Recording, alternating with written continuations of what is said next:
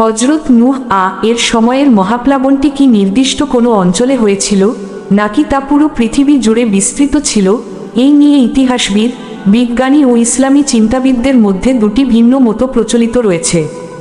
একদল গবেষক ও চিন্তাবিদের মতে এই প্লাবনটি একটি নির্দিষ্ট অঞ্চলের মধ্যেই সীমাবদ্ধ ছিল। তাদের যুক্তিসমূহ হল: ভৌগোলিক প্রমাণ, প্লাবন যদি পুরো পৃথিবী জুড়ে ব্যাপক আকারে হতো তবে তার স্পষ্ট চিহ্ন ভূগোলকের সব স্থানে এবং সমস্ত পর্বতচূড়ায় পাওয়া যেত, কিন্তু বাস্তবে তা দেখা যায় না। মানব বসতির সীমাবদ্ধতা, তৎকালীন সময়ে মানুষের বসতি পুরো পৃথিবীতে ছড়িয়ে ছিল না, বরং অত্যন্ত সীমিত একটি অঞ্চলে সুনির্দিষ্ট ছিল। হযরত আদম এর বংশধরেরা তখনও সেই অঞ্চলের বাইরে যাননি।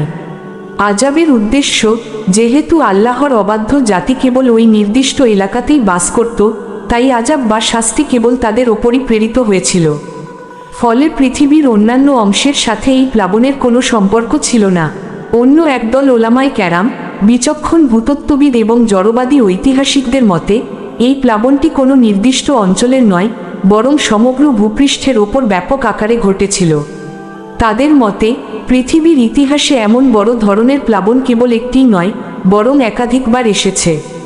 পর্বতচূড়ার জীবাশ্ম, গবেষকরা পৃথিবীর উঁচু উঁচু পর্বতসমূহের ওপর এমন কিছু জলজ প্রাণীর দেহাবশেষ ও হাড়ের সন্ধান পেয়েছেন যা কেবল পানিতেই বেঁচে থাকতে পারে। পানির বাইরে এদের এক মুহূর্তও বেঁচে থাকা অসম্ভব। সুউচ্চ পর্বতমালা এসব জলজ প্রাণীর অস্তিত্ব প্রমাণ করে যে কোনো এক সময়ে এক বিশাল প্লাবন এই পর্বতগুলোকে পুরোপুরি নিমজ্জিত করেছিল। বিশেষজ্ঞদের চূড়ান্ত ও বিশুদ্ধ মত অনুযায়ী এই প্লাবনটি একটি নির্দিষ্ট অঞ্চলেই সংঘটিত হয়েছিল, এটি বিশ্বব্যাপী ব্যাপক ছিল না।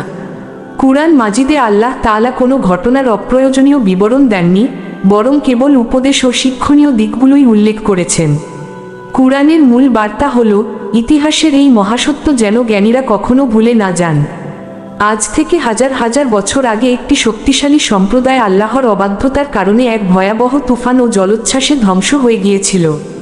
সেই মহাবিপদ থেকে রক্ষা পেয়েছিলেন কেবল হযরত নূহ এবং তার অল্প কয়েকজন অনুসারী। কুরআন মাজিদে আল্লাহ তাআলা হযরত নূহ এর বিশেষ গুণকীর্তন করেছেন। ইরশাদ হয়েছে, নিশ্চয় সে ছিল আমার অত্যন্ত কৃতজ্ঞ বান্দা। হযরত আনাস ইবনে মালিক রাই থেকে বর্ণিত, রাসূলুল্লাহ সাল্লাল্লাহু আলাইহি ওয়াসাল্লাম বলেছেন যে আল্লাহ তাআলা তার এমন বান্দার প্রতি অত্যন্ত সন্তুষ্ট হন যে আহার গ্রহণ করে আল্লাহর শুকরিয়া আদায় করে।